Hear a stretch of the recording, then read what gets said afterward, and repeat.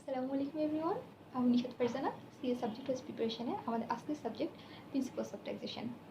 আমি মেইনলি আজকে principles of ট্যাক্সেশনের থিওরি পার্ট নিয়ে কথা বলবো। আমরা মোটামুটি সবাই জানি প্রিন্সিপালস অফ ট্যাক্সেশনে 30 to 35 মার্কসের থিওরি আসে। সো ম্যাথ করার পাশাপাশি আমাদের অবশ্যই এই থিওরি পার্টটুকু ভালো করতে হবে, আদারওয়াইজ হয়তো পাশ করা একটু কষ্টকর হয়ে যাবে। আমি আজকে বলবো আমরা থিওরির জন্য কোন কোন টপিকসগুলোকে বেশি ফোকাস করব। তো আমরা প্রথমেই আসি ট্যাক্সেশন 2 বইটিতে। ট্যাক্সেশন 2 বইয়ের ফার্স্ট থেকে থার্ড চ্যাপ্টার পর্যন্ত আমরা অবশ্যই ভালো মতো পড়ব। এতে করে আমরা 8 to 10 মার্কস এখান থেকে কমন পাওয়ার চান্সেস অনেক বেশি। এর মধ্যে চ্যাপ্টার 1-এর 2টি প্রশ্ন আছে, importance of taxation in Bangladesh and objectives of taxation. এই কোশ্চেন দুটি নর্মালি প্রতি সেশনেই অল্টার করে আসে। সো দেখা যাবে আমরা যদি এটি পড়ি, এটা 5 থেকে 8 মার্কস আমরা কভার করতে পারবো।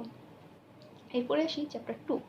চ্যাপ্টার 2-এ মেইনলি ডেফিনিশনগুলো দেওয়া আছে। তো এটার মধ্যে ইম্পর্টেন্ট কিছু ডেফিনিশন আছে, যেমন assessment year, tax year, definition of resident and non resident, এগুলো আমাদের পড়তে হবে। এরপরে আসি chapter 3। Chapter 3 mainly authority of taxes. So এখান থেকে ছোটো ছোটো 2-3 মার্কসের প্রশ্ন আসতে পারে, যেমন ধরেন the functions of IGST, the functions of CGST. তো এর জন্য আমাদের চ্যাপ্টার 1 থেকে 3 পর্যন্ত পুরোটাই পড়তে হবে। এরপরে আমরা আরেকটি চ্যাপ্টারের উপর অবশ্যই ফোকাস করব, সেটি হচ্ছে ইথিক্স। ইথিক্স থেকে মেইনলি আমাদের কোনো না কোনো প্রশ্ন এসেই থাকে। সো এখান থেকে আমরা 5 or 10 মার্কস কম পেয়ে যাব। সো অবশ্যই আমরা ইথিক্সের চ্যাপ্টারটিও পড়ব। এরপরে আমরা পড়ব ডিটিএএ, ডাবল ট্যাক্সেশন অ্যাভয়েডেন্স এগ্রিমেন্ট। এই চ্যাপ্টার থেকেও মোটামুটি আমরা 5 মার্কস কমন পেতে পারি। এবং আমাদের আরও কিছু কিছু জিনিস মনে রাখতে হবে, যেমন টিডিএস রেটগুলো। প্রকিউরমেন্ট প্রোভাইডারের জন্য কত, অথবা হচ্ছে আমাদের বিভিন্ন taxes deducted at source tax কত কাটে, এগুলো আমাদের মনে রাখতে হবে। এবং আরও কিছু চ্যাপ্টার আছে, যেমন আমাদের অ্যাসেসমেন্ট চ্যাপ্টার থেকে মোটামুটি অনেক প্রশ্ন হয়। তো এক্ষেত্রে আপনার যেটা করতে হবে, হ্যাঁ, ডিসকন্টিনিউড বিজনেসের ক্ষেত্রে অ্যাসেসমেন্টটা কীরকম হওয়া উচিত, ডিসিজ পার্সনের ক্ষেত্রে অ্যাসেসমেন্টটা কীরকম হওয়া উচিত, আপনাদের এগুলো অবশ্যই মনে রাখতে হবে। অনেকে প্রশ্ন করতে পারেন যে আমরা যখন আসলে প্রশ্নের উত্তর লিখব তখন আমরা উল্লেখ করব কিনা,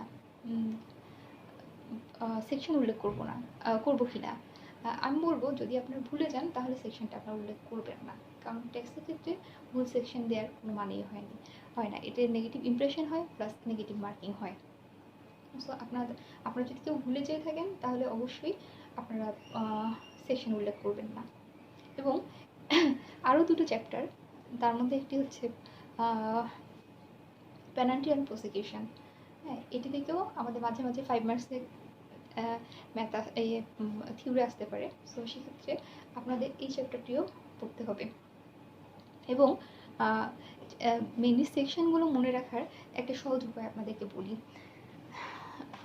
ধরুন এটি একটি ট্যাক্স বই।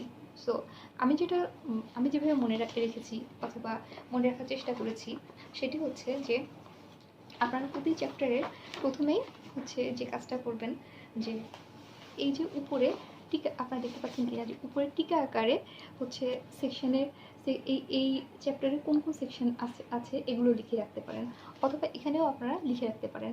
এতে করে যেটা হবে, যখনই আপনারা ওই চ্যাপ্টারটা পড়তে যাবেন তখনই দেখা যাবে যে আপনার মনে হচ্ছে যে হ্যাঁ, এই চ্যাপ্টারে এটা আছে, অথবা চ্যাপ্টার এত থেকে এত এটা।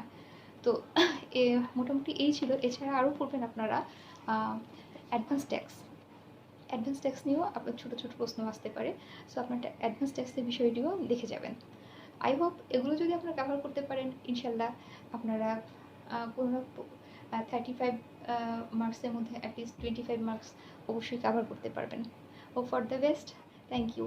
আসসালামু আলাইকুম।